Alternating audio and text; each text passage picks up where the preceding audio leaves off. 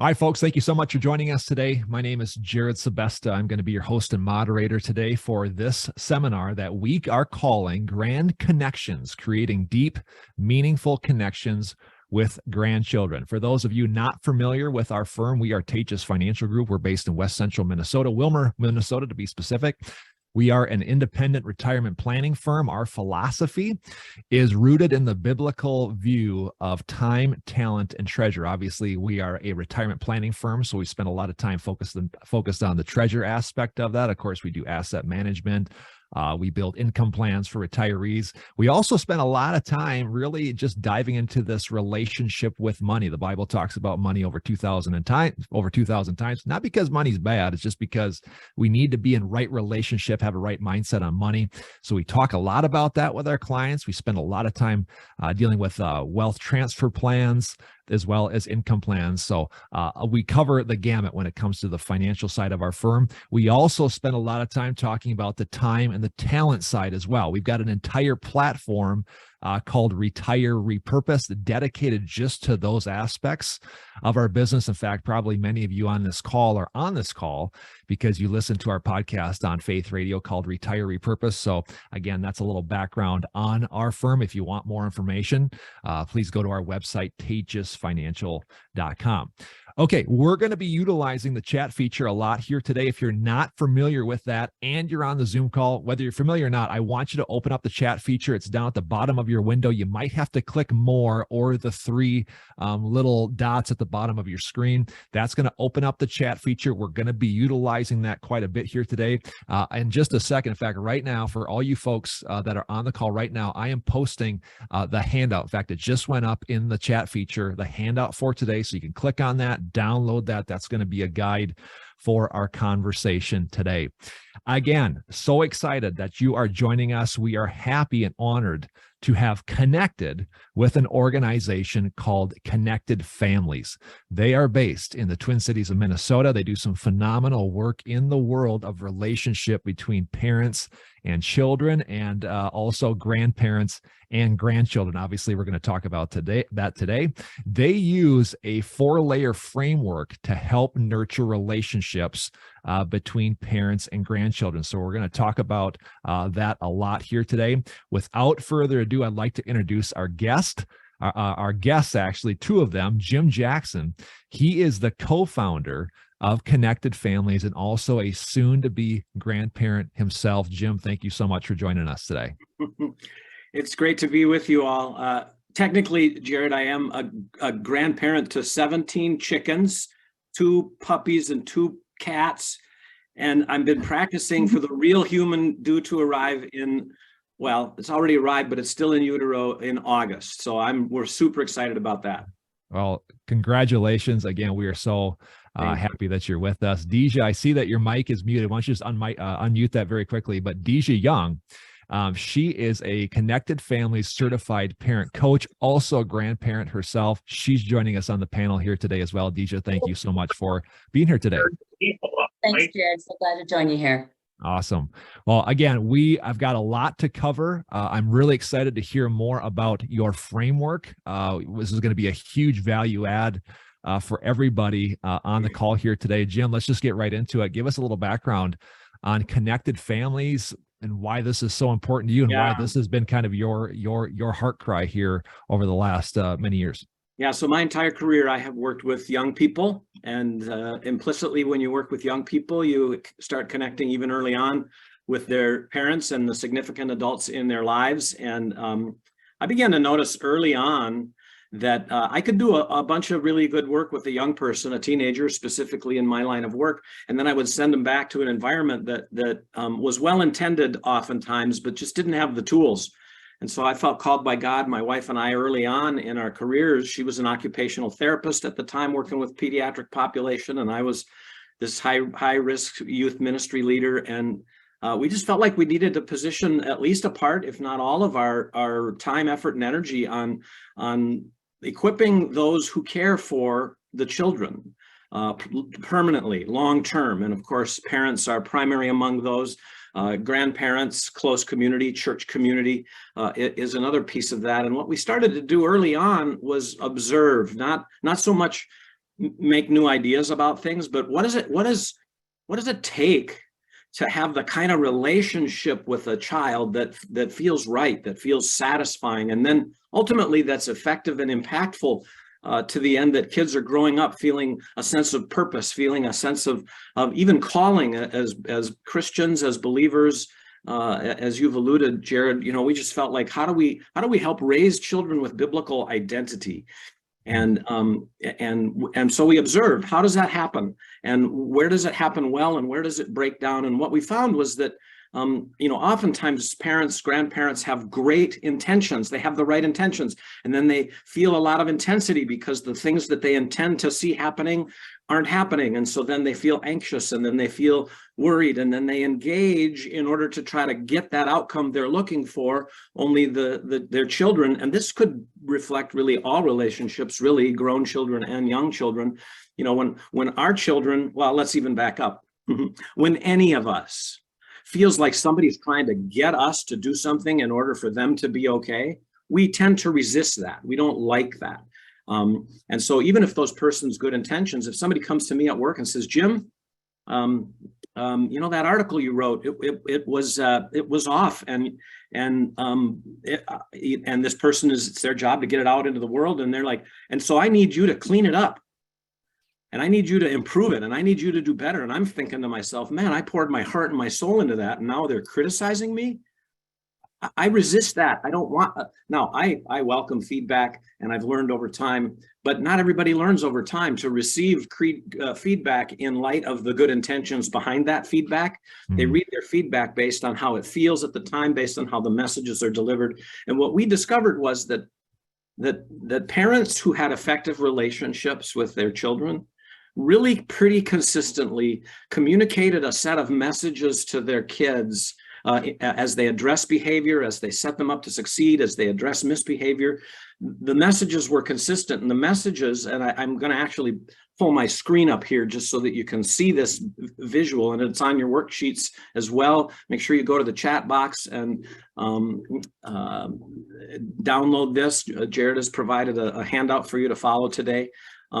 But the worksheet here, let me just, I can't talk and function this thing at the same time. I'm going to share my screen. Here it is. In Nelson and maintenance. You got it there? Everybody seeing the screen? Yeah, so this is a framework that we identified as really sort of in place in effective relationships. And we heard a famous quote from Tolstoy about the book Anna, I always get her last name, Anna Kournikova, whatever the name of that book is. And in that book, there's a quote as there's starting to be some really strange sort of relations going on between families. Every good family is good in pretty much the same way. And every bad family is bad in its own way. And so we really, that fueled sort of our work to define what does a good family look like. And we pretty much without fail, anytime that we look at families that are hitting on all cylinders, can say they look like this. They're parents who have a strong foundation. They know who they are. They have a sense of identity that's rooted not in the behavior and in the outcomes of their children or the people around them, but in a greater source. As Christians, we believe that source is Jesus Christ. And we believe that if we learn to understand who we are, whose we are, because of the work of Jesus, we've just celebrated Easter, the work of resurrection and the cross. If we learn to be resurrection people, then we communicate a message to the people around us that they're safe with us. Doesn't mean they get away with things. It doesn't mean we're going to gloss over difficulties when they come, but it means that when we address whatever it is that we address, we're safe.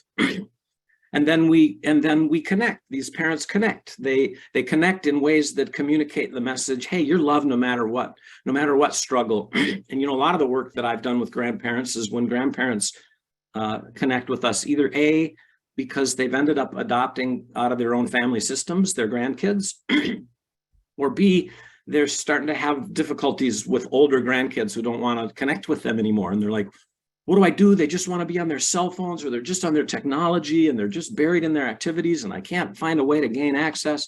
And the question then becomes, well, what are your access points?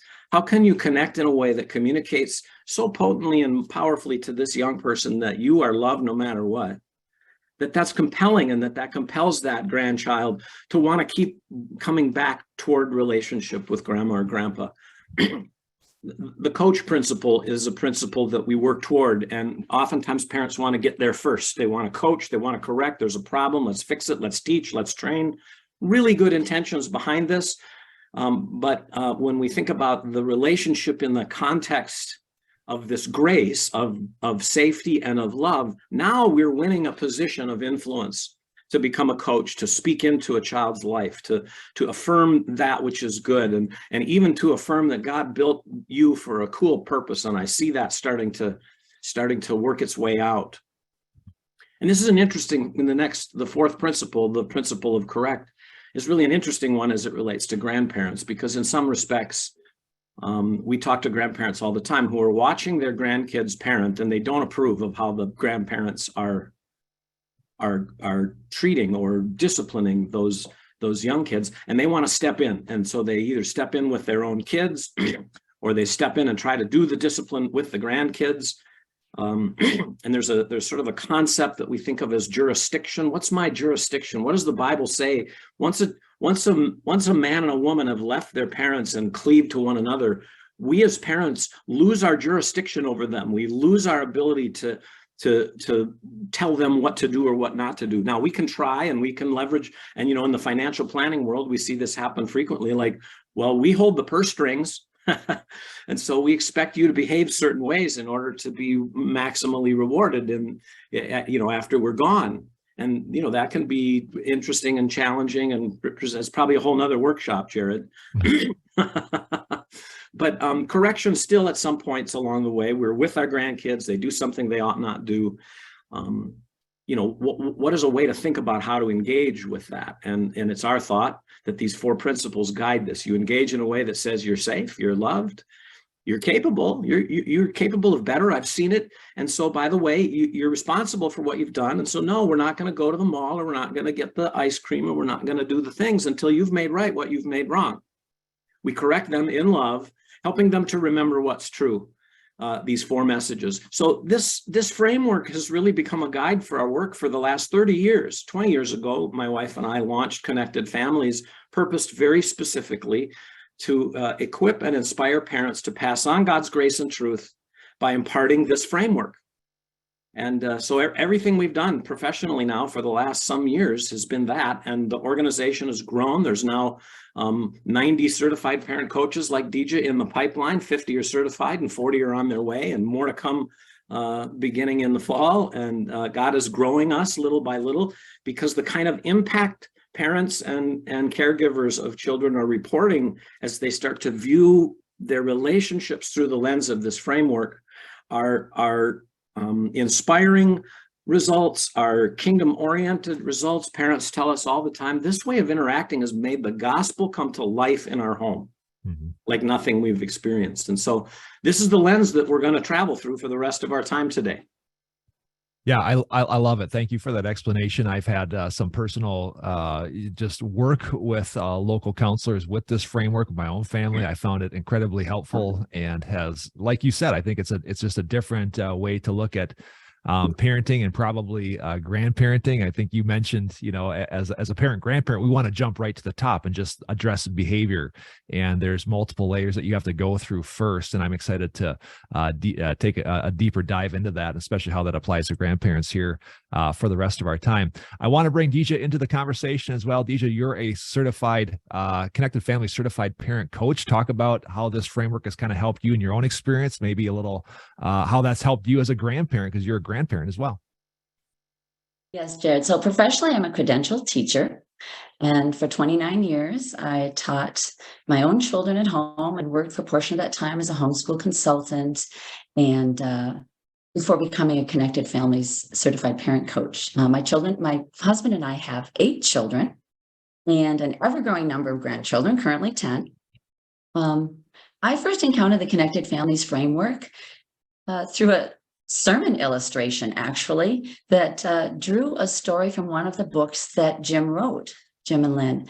And the demonstration of unconditional love from the father in that story to the son in the midst of misbehavior moved me to tears when I was listening to it. And so that day I went home, I wanted to learn more, Googled connected families and signed up for the email subscription at that point. So, but you could say that it really wasn't the prime time for me to encounter a new parenting framework, because honestly, my youngest was a junior in high school. All of her siblings were adults, and our only grandchild had died just the year prior. And at that same time, a young mom came to me asking for parenting advice. And I knew that I wanted to support and encourage her and others with the same grace that I heard in that story on that Sunday. And so the rest is history. I pursued the online courses and the certification at that time. And you might say, actually, well, we know that it's not easy to be a grandparent, because when you're a grandparent, you're a parent at the same time. And so since that time, I've been learning through the Connected Families lens about how to parent through that lens with adult children and grandchildren. I've been thinking through, what messages do I want to communicate through my actions and words? And as Jim has communicated, I want my family to know that I'm safe. I'm a safe person, that they are loved no matter what, even in the middle of misbehavior, and that they are called and capable, that my adult children are called and capable to parent the children that God has given them. So I'll give you some more examples, some concrete examples of what the framework has looked like in my family as we continue on through the hour. Yeah, I appreciate that very much. Jim, let's just get right to it. Where should a grandparent start with respect to this framework? Obviously, the foundation is you're safe with me. Maybe we start there. Perhaps, Jim, we talk about how, if you really want to have a fundamental connection with grandchildren, it doesn't start, but your relationship with your children, your adult children, that comes into play as well. You take this wherever you feel we need to take it. Yeah. Well, again, there's so many lines of relationship to consider. When we're talking about grandparenting, it really isn't just one relationship. But the relationship that we always start thinking about first when we come alongside folks is the relationship with God. And is that the relationship that defines you? And we're all at different places on that journey. But what we know is that the more grounded that we can be as people, not just as grandparents, but as people, in the truth about why we're here, about why we're created, about why we have the stuff that we've got, why we've lived the lives we've lived. We're all here as an expression of what God built us to do, and digging into and being defined by that relationship first and foremost is our primary call, not just as grandparents, but really as people any place. But and I think especially as it relates to the passing of generational values, of generational wealth, of generational traditions, all the different things that we want to pass on to our kids, is anchored in really a testimony of what God has done in our lives. And in Deuteronomy 4:9, Moses is giving really his big final sermon to the nation of Israel before he sends them off across the river into the promised land without him. And he says this, and it's very pertinent, especially to us as grandparents: be careful and watch yourselves closely so that you don't forget the things your eyes have seen or let them fade from your heart as long as you live. That's mandate number one. That's our work, and it's hard work, and it never ends, and we've never arrived. I still, I'm 63 years old, and I catch myself doing that same old thing I've been doing all my life that I wish I didn't do, that I would have to confess to all of you as sin. I make a judgment. I have a quick temper. It doesn't look like what it used to, but I can still feel it in the flash of my eyes, in the quickening of my breath, and the flow of blood to my ears. I've become very aware of how God has changed me, but the work is not yet complete. And I want to keep working on that work. And then the next part of the verse in Deuteronomy 4:9 says, as you know, basically, as you do this remembering and stay committed to not letting this fade from your heart as long as you live, then teach them to your children and to their children after them. And there's a generational component that weaves its way really all through, beginning with the Abrahamic covenant. God blessed Abraham so that his people would be blessed, and through them all nations on earth. Like, that's a thread of redemptive grace and truth of God, an identity in God, the great I am, that God gave to Abraham from generation to generation to generation. And this theme of generation to generation is rich throughout the Bible. Our job as grandparents is to live in that.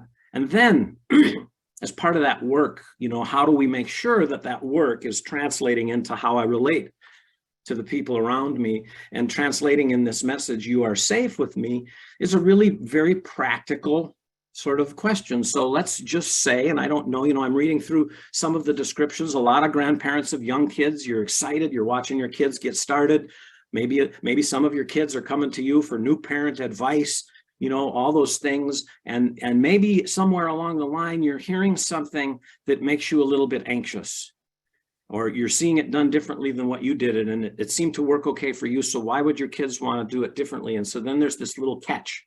It's a catch of maybe embarrassment, or a catch of anxiety, or a catch of what? The question that helps us become safer people all the time, that we invite parents to really dig into, is the question, what's going on in me as I'm addressing these things? What am I feeling? What am I thinking? Am I learning to take these thoughts, these feelings, my actions captive to Christ's obedience? Am I letting my experience grow me to be more and more a person of grace? And I know, Dijea, you've got a number of different stories about this, and coming to grandparenting and learning this new lens through the framework that you really sort of embraced as you were a grandparent first. We think as grandparents about passing on a legacy of values, of faith, of wealth, of traditions, and all of these things. But I think there's even a tighter legacy, isn't there, Dijea, that we can be thoughtful of? Are we passing on a legacy of humility, of grace, of self-reflection to our kids and our grandkids? Jim, the question that has really been transformative for me is that question of what's going on in me. Yeah. Right. So as I am interacting with my adult children, as I'm interacting with my grandchildren, in the middle of whatever, it's what's going on in me. And I discovered, because I had encountered the framework later in life, and maybe some of you are encountering this framework for the first time, that there was kind of a toxic belief that I had. And that was, if only I had known the framework earlier, things would be different. But I realized that when I looked back and I was honest, you know what? There were a lot of things that I did well. There were also some things that I didn't do so well. But the truth is that God's at work in me, transforming me. His timing is perfect. He loves me. He loves my children. He's working in and through us to accomplish his purposes and in his timing. And so changing that thought that I had about that kind of toxic belief, if you will, about myself to something that was more accurate and truthful and hopeful really helps me to interact with my children and my grandchildren in a different way. And whether it's a belief that you have about yourself or about your child, your adult child, or your grandchildren, yes, Jim, those things impact how we interact and how we're viewed, and coming to them in a sense of humility. So typically what I will try to do now is I'll pause and I'll pray, and I'll ask the Lord, what's the opportunity here? So that's one way I answer that question of what's going on in me. I'm curious when you say that, what's the opportunity here? if you could make that practical, yeah, that's a good question. what's going on in me, and what's based on what's going on in me, and based on this question, what's the opportunity here? Okay. What's a specific way you've seen that play out? I'll be happy to. We're going to talk a little bit more about our children, our grandchildren, what's going on in them in that next level when we talk about connecting. But I have a story from there that I think about with regard to my 2.5-year-old grandson. So I was watching a couple of grandsons. One was 2.5 and the other is 9 months. And it was time to clean up toys. And as a parent, I always thought about, managing behavior. That was my goal in the sense of wanting to teach them responsibility and et cetera. But managing behavior was a big part of my thinking, not so much thinking about what's going on in me as I was trying to grow wisdom in them. So as I was working with this 2-year-old, it was time to pick up toys. We were going to go to the park to play. And he didn't want anything to do with picking up the toys. I knew that it was going to be really challenging after we came back from the park to be able to get everything picked up, the lunch on the table with a 9-month-old and a 2.5-year-old who were really hungry. So I knew we had to do it now if we were going to go to the park.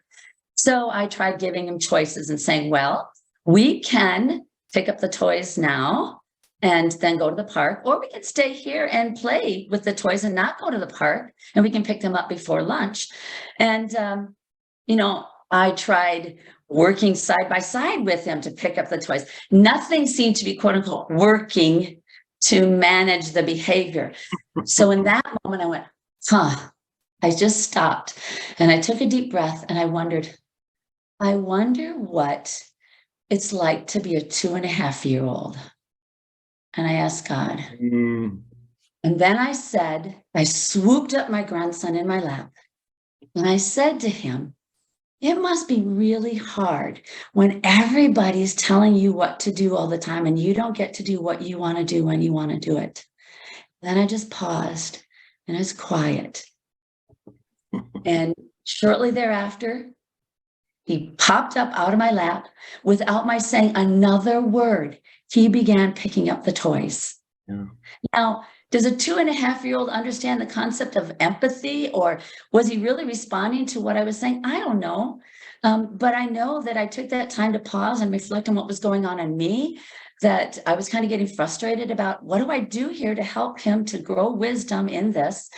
And it started with having to just take a step backward. Jim, I love this phrase.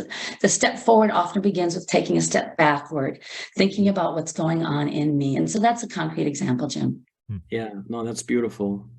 Let me jump in here, Jim, if I can for a second. I think that this is, again, a super important concept, and it definitely we have to start here. We're spending a lot of time on this, and I would tell you, just in my work with this framework in my own family experience, this is the one that has caught me off guard the most, because again, you want to go right to the behavior, but really it's understanding what's going on inside the child, your grandchild, but also yourself, being calm, being predictable by a child or grandchild is important, where they know how grandpa or grandma is going to react and be there. That's even before you get to the love section. This is the understanding a grandchild, or a child for that matter, has to know about you, is that even in the midst of chaos and hot tempers or misbehavior, they know what they're going to get from you. And if I'm hearing you right, in my experience, that's kind of what we're saying here. Absolutely. Yeah, the effort to empathize is one of the most underrated and overlooked pieces of human relationship, especially relationships of influence. Because we, as the elder generation, as the advanced one, we know, how many times have we heard, look, I'm just trying to spare you the pain because I've lived there, I've been there, I've done that. I know stuff you don't know, so I'm trying to get you past all that. And the truth is that even that posture communicates a message to the people in our care. Do we know what that is? Are we empathetic toward that? When I start getting dismissive of your experience, what message does that communicate to you?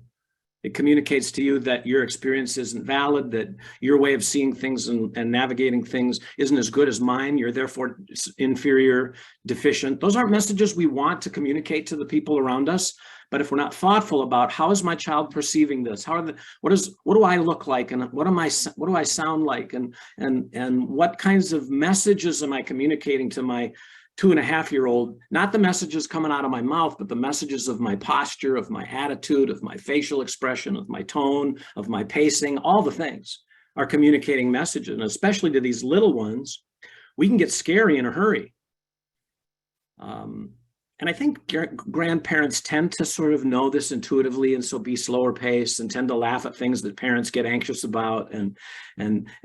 Oh my, isn't that cute, and isn't that wonderful when a child defies their parent and spills the milk on the table? And you know, I know that grandparents can sort of tend, well, that grows out of a place of wisdom.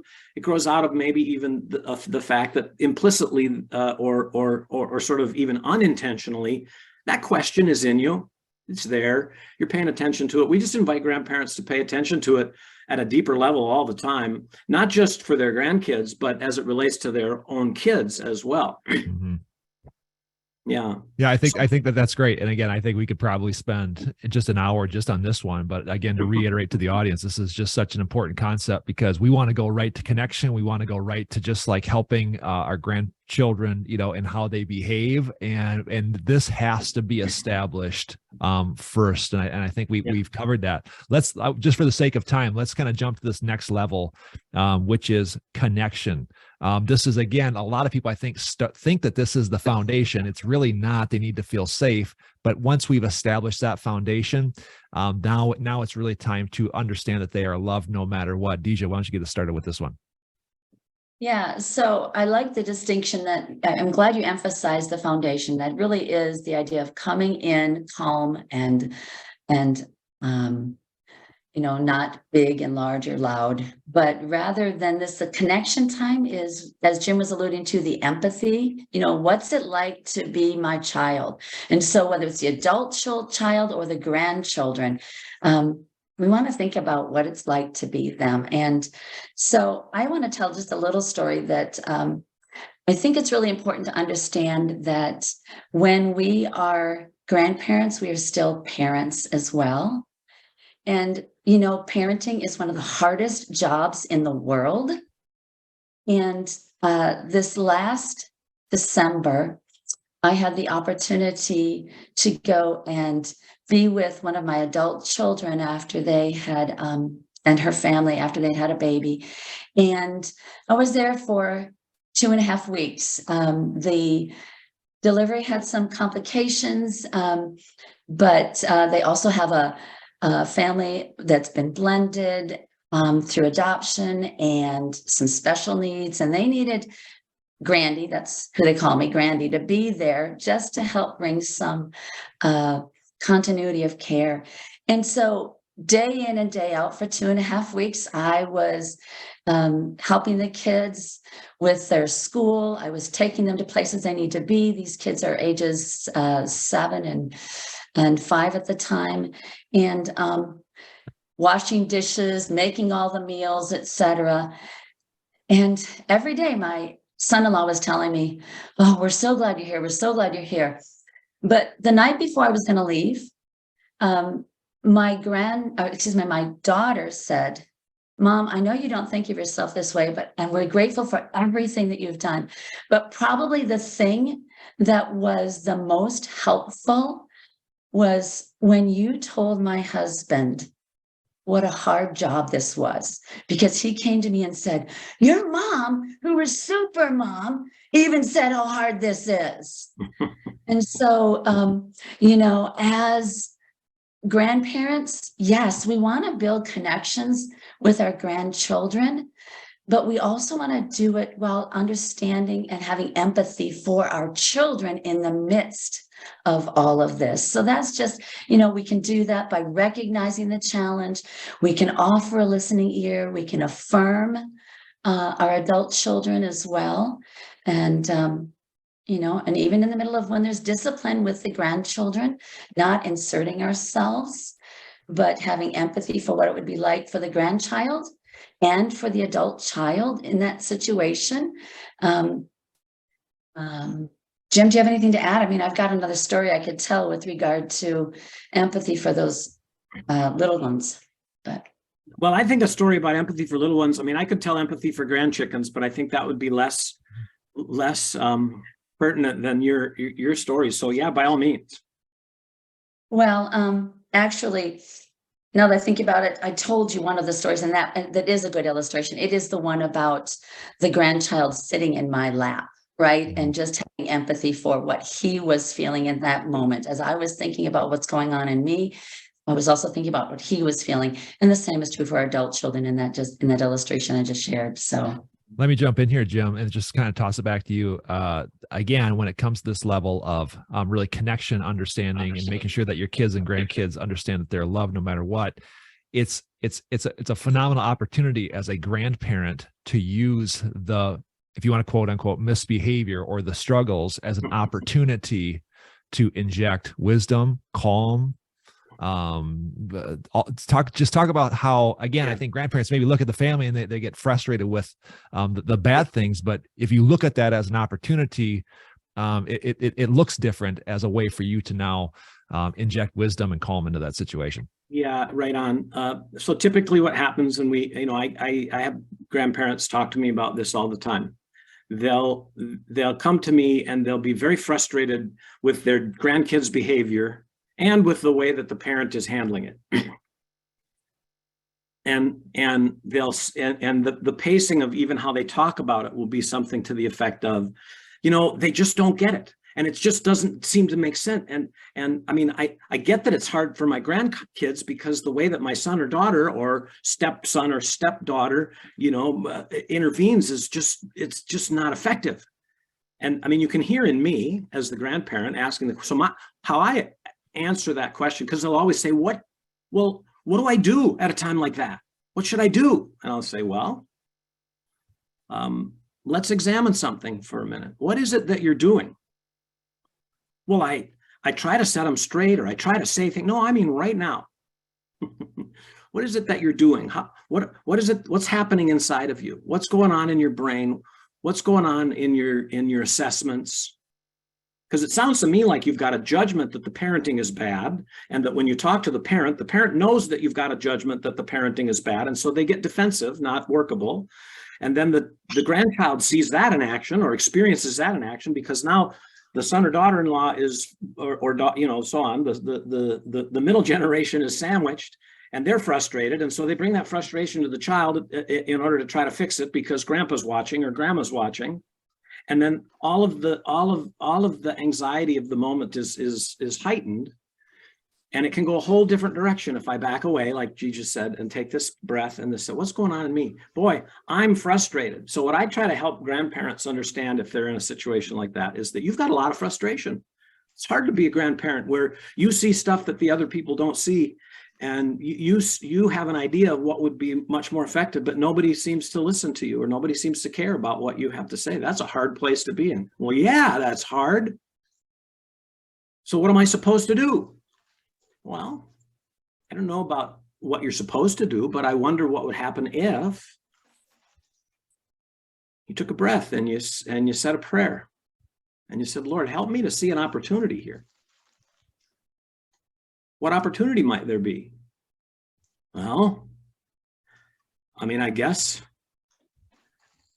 I could tell my child that I see that it's hard. I guess I could smile and just pat them on the back and ask them if they need anything from me or not. I could have the sensibility to leave the room so they're not feeling examined right now, because maybe they're feeling the pressure of doing it dad's way. Like the options are numerous.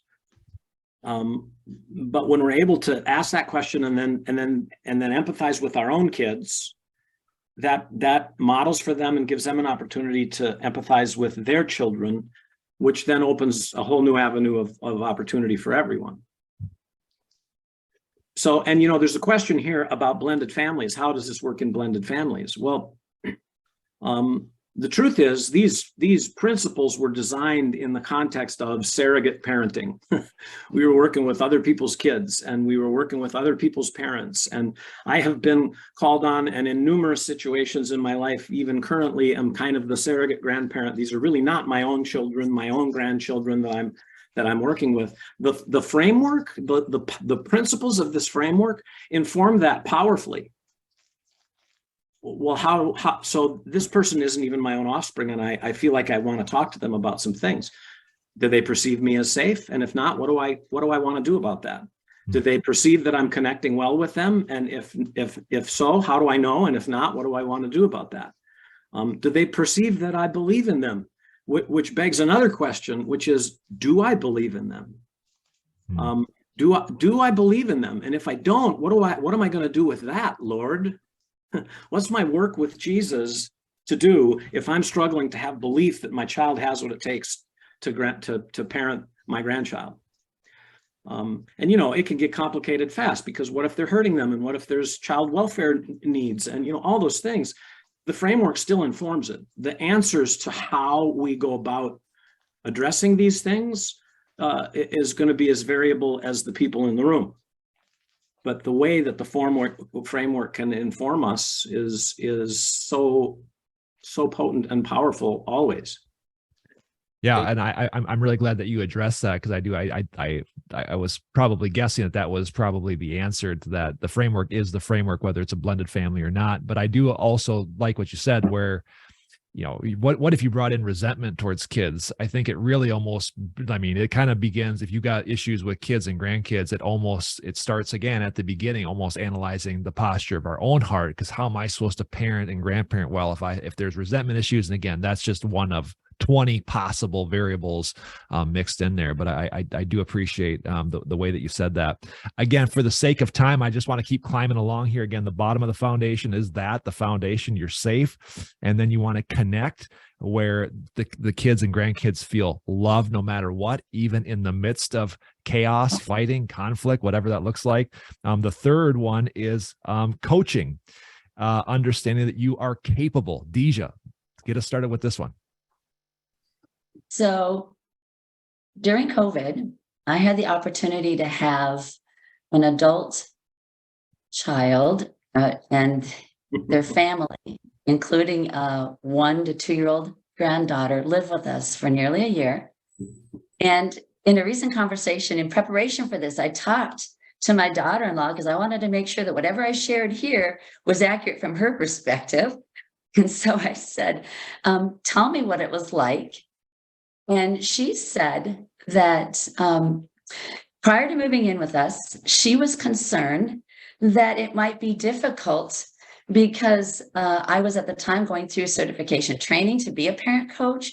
She anticipated the possibility of me jumping in and trying to handle things myself. But what she said was that actually, throughout the course of our living together, she felt respected. And I was glad to hear that. And so I dug a little deeper in terms of what was it that we can do to not only coach our grandchildren in growing wisdom and responsibility, but how can we come alongside to support our adult children as they do it, right? Because it's not really our role unless we are having those opportunities of one-on-one and we're with our grandchildren.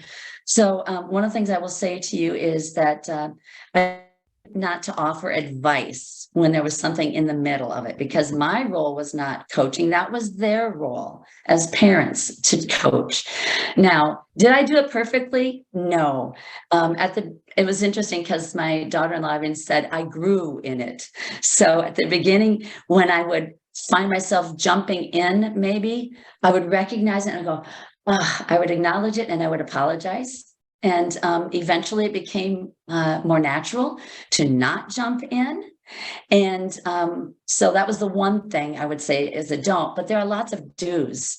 And one of them was, as we're supporting and encouraging our adult children as they're parenting, I asked permission at times. So modeling and asking permission. An example was, there was a time when I was babysitting for a grandson from another family while my daughter-in-law and her daughter were here, and the two cousins were playing together. And as happens with 2.5-year-old cousins, sometimes there was a little bit of physicality going on, and the need for an apology of sorts. Something needed to be made right again because one was crying, and so it was my responsibility to watch the grandson at the time. It wasn't my responsibility to be watching the granddaughter. Her mama was there. And so I went to the daughter-in-law and I whispered to her, I've learned something about helping children learn to resolve conflicts.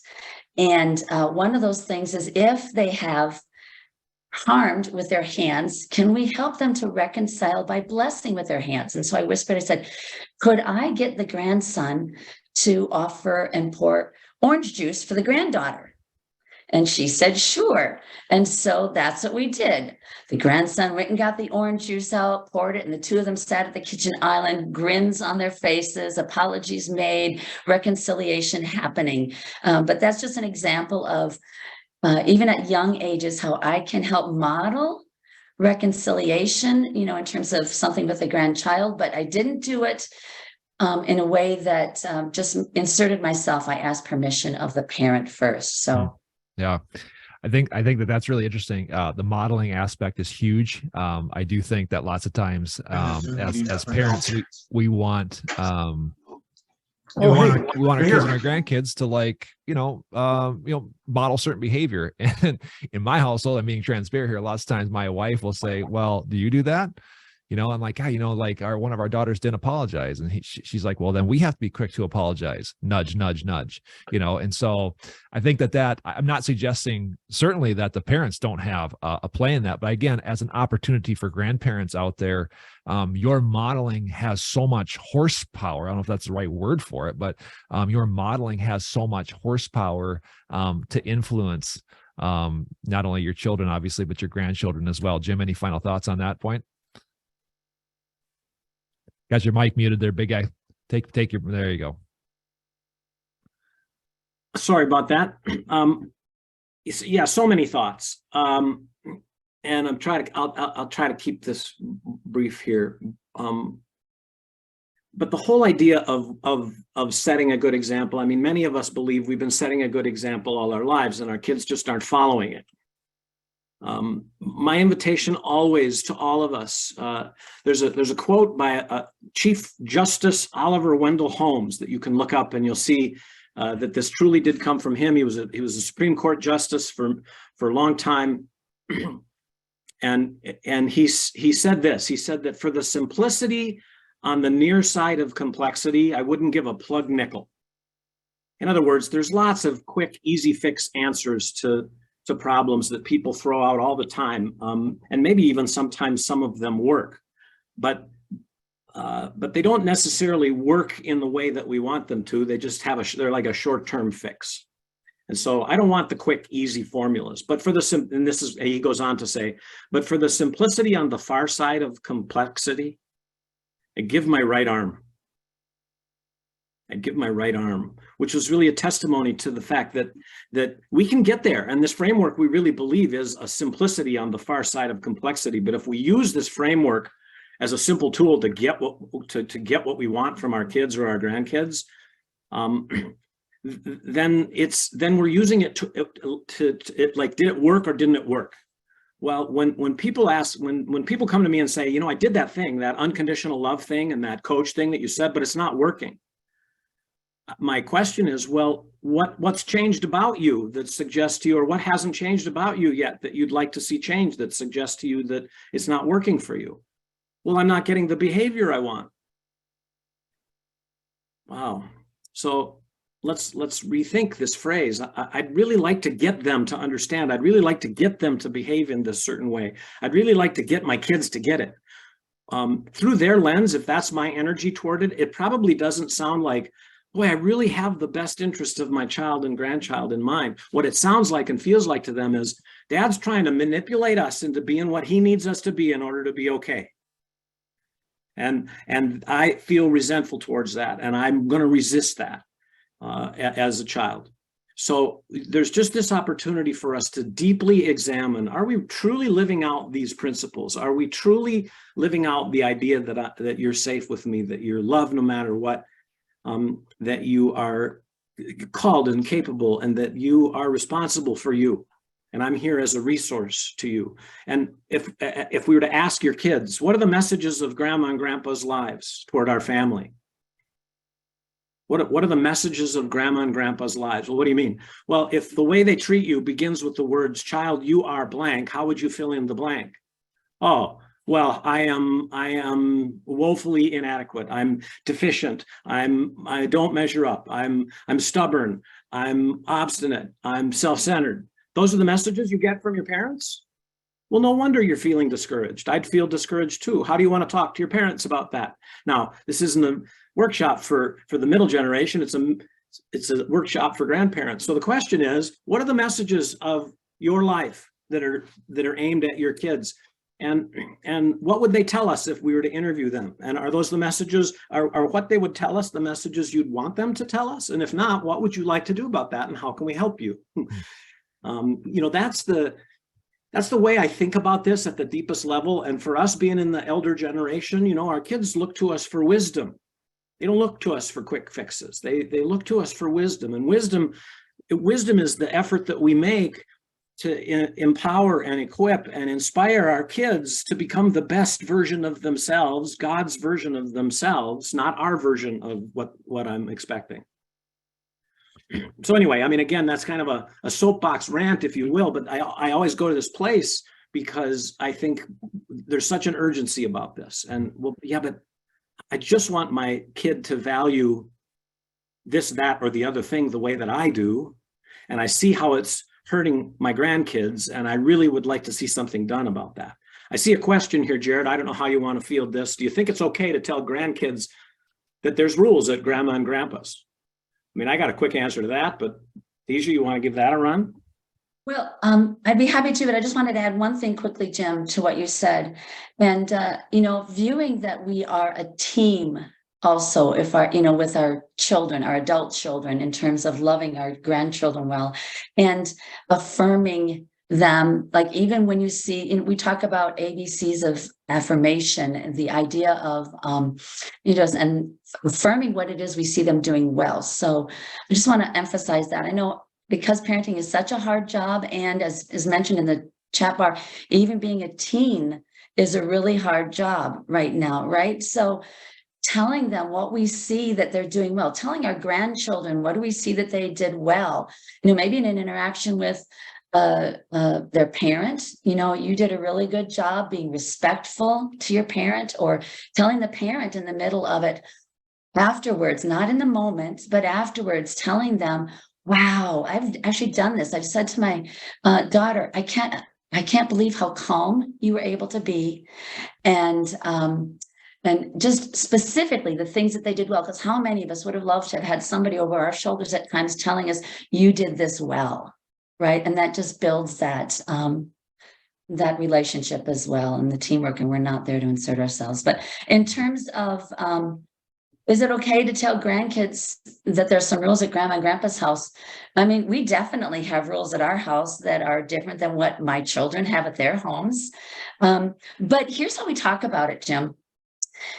Every family has its own culture, right? So when you bring a husband and wife together, they come from different families, and they're going to create a different culture in their family. And it's okay. And we want to respect each other's cultures, family cultures. And so my husband and I, we choose to do things one way in our home. Our adult children may choose to do things differently in their homes. And it's really a matter of respecting each other's family cultures. So that's how we choose to handle it. Yeah, that's a great point. Thank you for addressing that question. That's just a great explanation, and I love where this conversation is going. Again, for the sake of time, let's just cover this last layer, and then we'll open it up to maybe just some last questions. Ben Tages is on the call here as well. I'd love to just get kind of just a thought from hearing him here before we wrap up. But the final layer to this framework is correction, and you say that you are responsible for your own actions. Again, we want to jump to that lots of times. The other layers need to be solidified, but how should a grandparent look at this particular layer? It's kind of a loaded question, Jared, frankly, in some respects anyway, because at this thing I talked about earlier called jurisdiction, there's some real important questions about jurisdiction. So when a child is in need of correction, and because we're all of us born into sin, and if we say that there is not sin in us, James 1:8 tells us we are liars and the truth is not in us. Like if we say we don't have sin, then that's where we got to start with this. So there's some correcting needed right there. And then what's my process for correcting when I notice my own sin? And then how do I jump in and try to correct stuff that's really not mine to correct in this realm of jurisdiction? So if I'm with my grandkids and my own offspring are there, and there's an issue going on that in my mind requires correction, I have to take a step back from that and go, all right, what's going on in me? And then what's my opportunity here? That's that foundation question. So when it's time to correct, we step back, we go to the foundation, we say, what's going on in me? What's my opportunity here? How could I connect, perhaps? Like, boy, I can see my son is really struggling with this. Boy, son, that's hard. You want some help or don't you? I got it, Dad. In fact, it'd be easier if you left. Got it. Thanks for letting me know. And I'm out of there. Lord, help me to deal with my heart of judgment. Let me do my corrective effort over here while my son is over here. The thing is, now it's all over. The dust has passed. The son worked it out differently than I thought he should.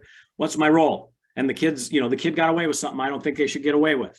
What's my role? Good question.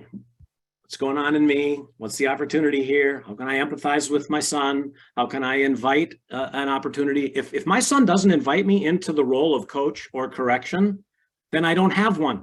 It's not my job anymore. It's theirs. And I got to figure out how to have the kind of relationship with that son or daughter-in-law, or as the case may be, so that they know that I'm safe and that I love them no matter what, and that I empathize with them and that I get what it's like to be them and that I can be an ally to them. Like I need to win that position of respect. Respect is not a given, respect is earned. So let's just say I've earned the respect and it's time to correct. And the son says, yeah, I'm stuck. I don't know what to do. I was like, well, come here. I got an idea for you, son. My job, I believe my best opportunity here is to empower my son to think through this in a constructive way. What if you just asked them how they're feeling about what they did? Don't let them get away with it. It's not soft. Just ask them how they're feeling about what they did. That seems like they get away with it. That seems soft. Well, it might be. We'll see. But why don't you give it a try? All right, kids, how does it feel to be, he did that and she did that and so on and so forth. But now all of a sudden the child is talking about what's happening. It's like, okay, well, just tell them what you heard him say. Now I'm coaching. Now I'm offering corrective advice. I'm getting involved in a way that I was invited to be involved, and my input is wanted, not rejected. So the question becomes in that context, how do I come alongside and empower my son to do the correction? If my son isn't there and the grandkids are with me, different ballgame. Should I have rules? Absolutely. We've got people, not our own family, children living in our home. There's rules here. We tell them what they are. And right now there are shoes in the entryway that don't belong there as an infraction to the rules. And I'm going, okay, what's going on in me? My first impulse was to just take the shoes, remove them, teach them a lesson so they learn it. Maybe that's effective. I don't know. I'm not even suggesting that's the wrong thing to do. I'm suggesting my heart isn't right. I want my heart to get right. So I'm going to be corrective about this. And we're going to engage with the 7-year-old and the 11-year-old who continue to leave their shoes out in spite of instructions not to. And what do you think, 11-year-old? It seems like our inviting you to do this hasn't been helping you to put your shoes away and take good care of your shoes. I've got some ideas about things I could do. What are your ideas about how to help you get your shoes where they belong when you come in the door? I don't know. Well, what's the rule? Let's rephrase the rule.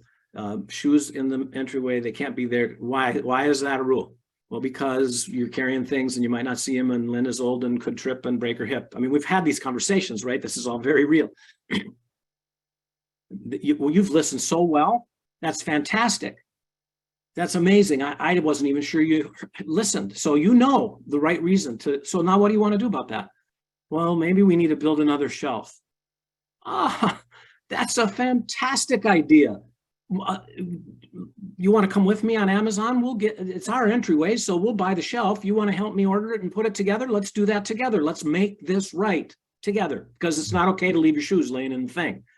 And I'm going to invite you to make right what you've made wrong and to be a part of the solution here. Let's talk about the solution and involve you in making things right. And this idea of making things right is a restorative sort of a thing. It's actually, again, informed by the Bible. The Bible tells us if we catch a brother or sister in sin, those of us who walk by the Spirit come alongside that person and restore them gently, which is about bringing them to accountability, helping them experience responsibility to make right what they've made wrong.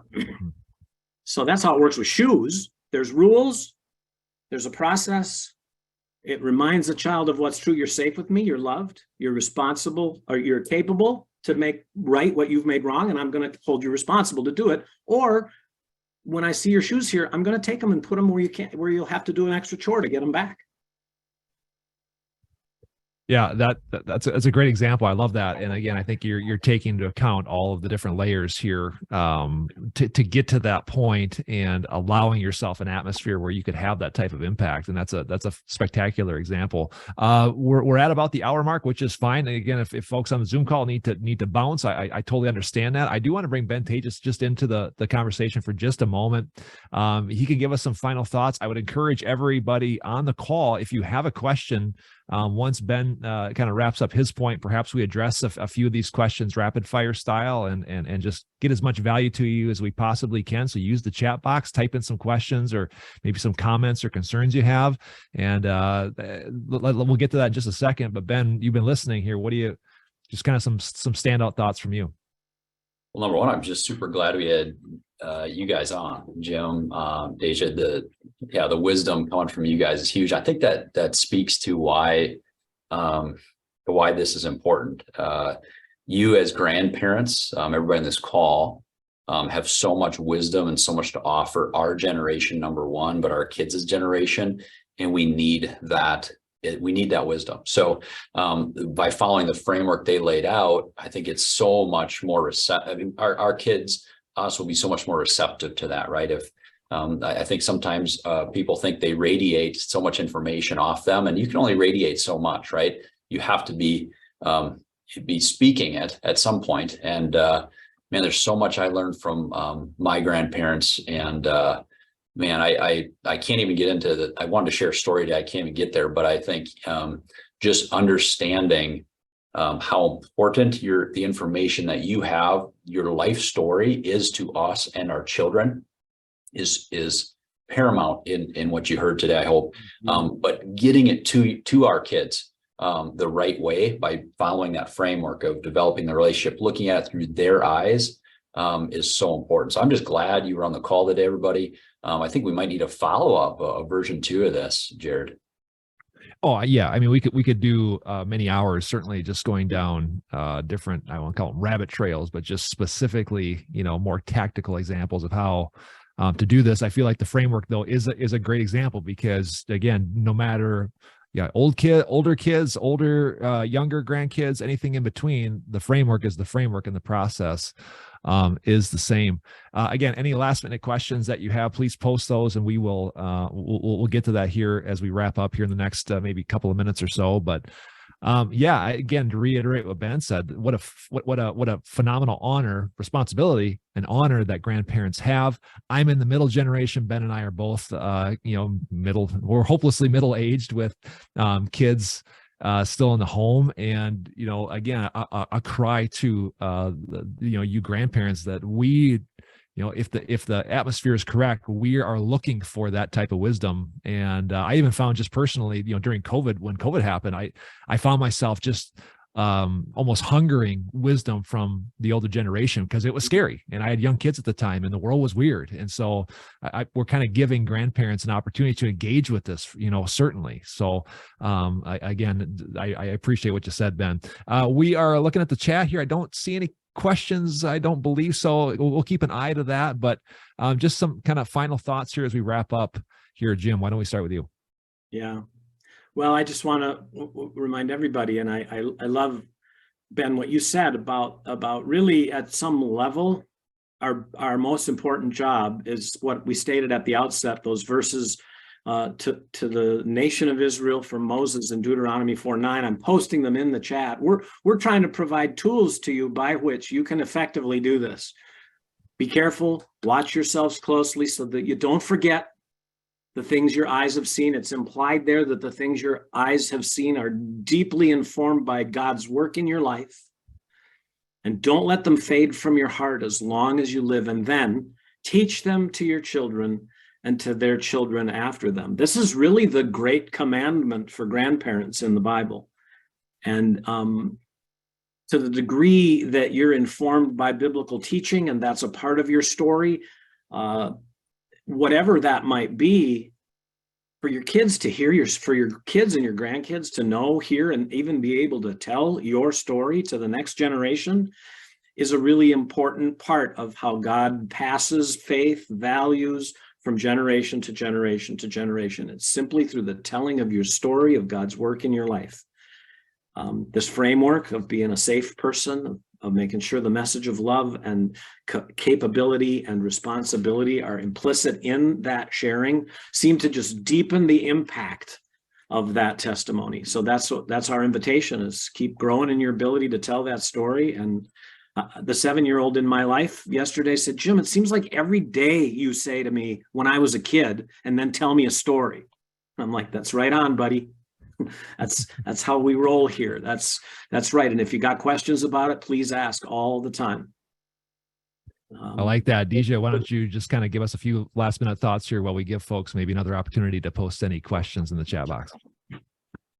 So as you alluded to, Jared, at the beginning of the call, the most transformational part of this parenting framework for me was that idea of what's going on in me. And it's not a behavior management principles or anything like that. It's really the idea of, and this is what I do as a parent coach, I support and encourage parents and grandparents to stay anchored in the vision for the kind of parent or grandparent they want to be, right? Communicating that story of God's work in their lives, but knowing that that story isn't finished yet, right? It's ongoing, and wanting to stay anchored in a vision for the grandparent we want to be. But then also, the framework is helpful for developing a here and now plan with a long-term view.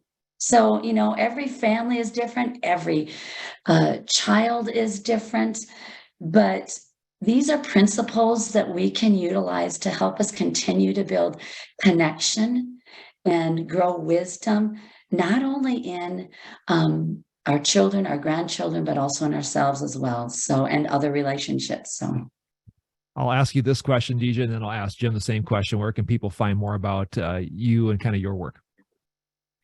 So if anybody wants to reach out to me for questions, I also do one-on-one coaching. I facilitate small groups with using the Connected Families curriculum. And I also offer some interactive workshops to help families understand each other and their communication styles. And all of that information is on my website at roomforhopecoaching.com. That's room, the number 4, hopecoaching.com. And you can reach me there, submit questions, ask for a free consult too.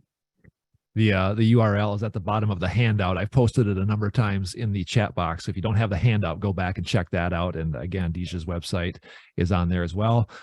Jim, connectedfamilies.org. What's maybe like a good follow-up? What's a good resource? Your mic is muted, just a heads up, but what's kind of a next step that maybe you guys offer that could be maybe a good resource for folks on this call?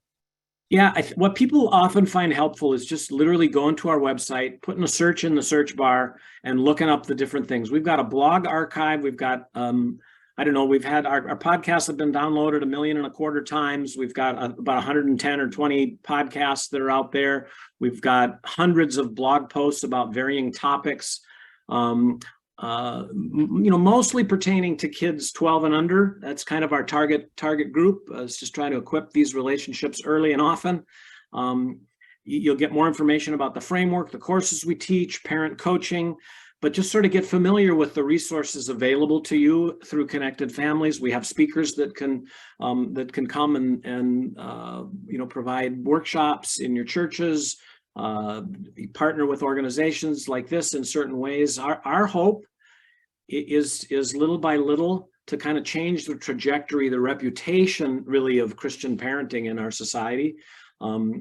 It's typically been kind of a punitive, authoritative sort of a model, and we just want to inject the biblical wisdom with God's grace and truth and practical ideas at every step along the way. So visit our website, Nose Around.